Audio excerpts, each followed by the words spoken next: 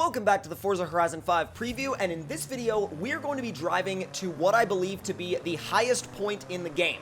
Now, currently, we are in a BMW M5, but when we get a little bit closer to the volcano and we start climbing the mountain, we're going to be switching over to a Bronco, and what's actually really impressive about the Bronco in this video is the fact that it's going to be doing this entire climb completely stock. We have not upgraded it, we have not touched it, but without any further ado, let's go ahead and get into the rest of the video.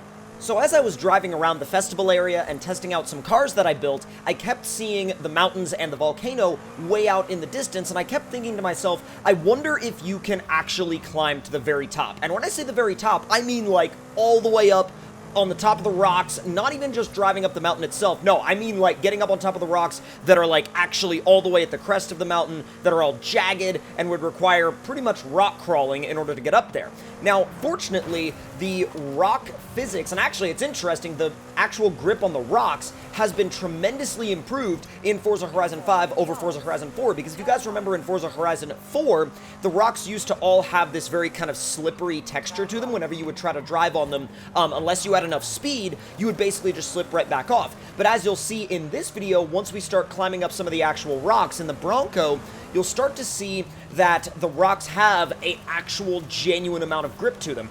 Also, before we switch into the Bronco, can I just say how incredibly fast this M5 is? I've barely touched it. I mean, I've done a couple of power upgrades, not too many. I think it's like cams and turbos, and then other than that, it's pretty much stock. I mean, stock transmission, stock all-wheel drive system, and it's an absolute ripper. I mean, it freaking shreds. But now, we're gonna switch into the Bronco, and by the way, the speed at which you switch vehicles is tremendous. You go into the menu, go ahead and click your vehicle switch, and then you are good to go. So setting off on this dirt road in the Bronco now, which by the way, even in stock form, the Bronco is really fun to drive. It's super rewarding to just take it off-road, and I honestly found myself taking the stock Bronco and looking at a point off in the distance and just trying to go in as much of a straight line towards that point in the distance as possible, no matter what was in my way. Now, obviously, you'll have to avoid things like buildings. Buildings are a little bit, well, solid, but at the end of the day, you'll still find little washouts like this one,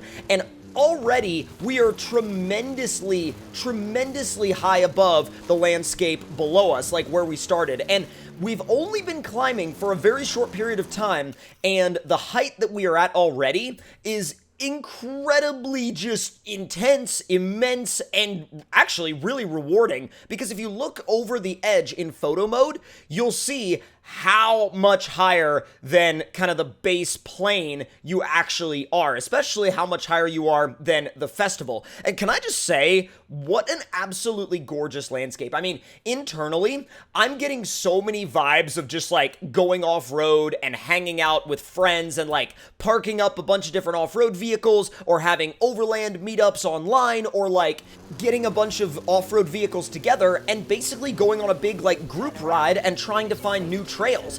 That right there really brings Forza Horizon 5 into a really interesting space in terms of off-road gameplay that, yes, we had off-road gameplay, a lot of off-road gameplay in Forza Horizon 4, but I think they really have taken what they had in Horizon 4 and amped it up even more, and in fact, a tremendous amount more in the off-road department versus what they had in Horizon 4. So, Horizon 5, holy crap. The fact that you can go from a street car slash race car slash drift car into an off-roader and do stuff like this, I mean, where else are you going to do that? Where else are you going to do that? It's just absolutely freaking incredible. Now, let me know in the comment section down below what vehicles you are going to use to climb the volcano when Forza Horizon 5 releases, because I'm sure some of you guys are going to be like, oh, I'm going to be using a Jeep, or I'm going to be using a Bronco, or I'm going to be using like maybe an off-road buggy, or I'm going to be using, you know, who knows what, maybe a side-by-side.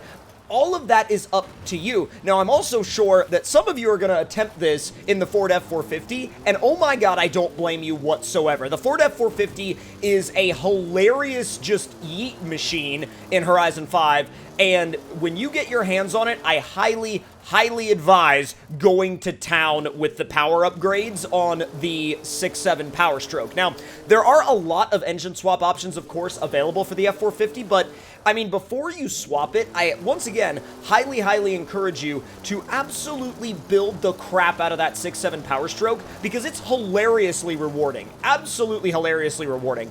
Now, circling back to this Bronco, I know I told you guys earlier on in the video that this actually has no engine upgrades that I have put on it. Now, this is being driven and used as it was when the game gave it to me, and we're already a good ways up the mountain, and I deliberately wanted to avoid the road. I was like, I'm not going to take the road whatsoever. I would have taken the road if I was in a rally car or something like that, but when I'm in this, I was like, no, I'm avoiding the road, and I'm going to try to go as far up the mountain without stopping as humanly possible, and from this point on, what you're about to see, I think will absolutely impress you in terms of the capabilities of this thing. I know it impressed me. Now, we did start to spin right there, and we ended up rolling back down, but really at that point, I mean, it's all about getting the right amount of speed, and we had a couple of different instances where the speed wasn't exactly correct, and rather than just getting into a barrel roll and rolling all the way back down the mountain, I opted to kind of back out of the climb, roll back down, try to build up a little bit more speed,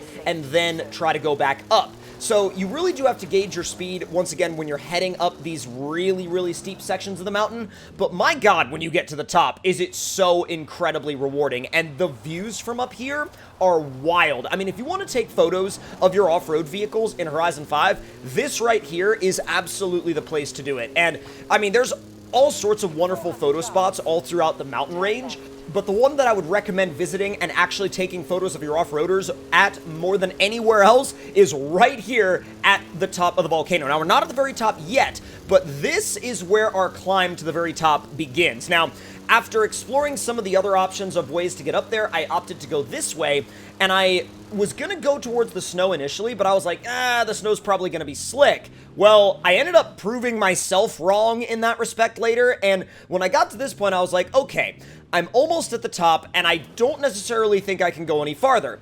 I was wrong. I was actually very wrong, because I came around down here by the rocks, and I looked ahead, and I was thinking to myself, I was like, you know what? I might as well try to go a little farther, right? I might as well try to go a little farther. And to my absolute astonishment, I drove over those rocks, around this corner, started to go up the snow, and I was like, okay, this right here is where things are going to really get interesting, because I was expecting to start to slide down at this point, still hadn't started sliding. Still had not started sliding, and I was like, at this point, I've got to try and push the limit just a little bit more. And now, I was fully expecting it to basically just like, you know, be incredibly slick on the rocks and kick me off of the rocks and say no, but I ended up getting grip on the rocks right back there, and I was like, wait a second. Those rocks have never had grip like that before. And I'm looking around up here, and I'm thinking, if I was able to get over that, I should be able to get over more of them. And I really wanted to play around with what actually let me get grip and what didn't. And at this point, I was just in a place of like, I just want to experiment with this. I just want to experiment with the rock grip. So we're actually going to drive forward a little bit more. I had to kind of dislodge myself right there because I was kind of beached on the middle of the vehicle. But I mean, that happens from time to time when you're in the rocks. So going a little bit further on now, at this point, I saw how steep the rocks were and I was like, there's no way. There's absolutely no way we're going any further than this. But stick around because it does happen. It does genuinely happen. And I'm mind blown that I'm even able to say that we kept going further, but trust me, we kept going further. Now, I am very excited to do this climb again in the future in some different vehicles. I absolutely want to attempt this climb in the future in, you know, maybe some side-by-sides or maybe a Can-Am. That would be really interesting to do because I kind of want to see if the smaller size of something like that versus an SUV like this has a distinct advantage up here.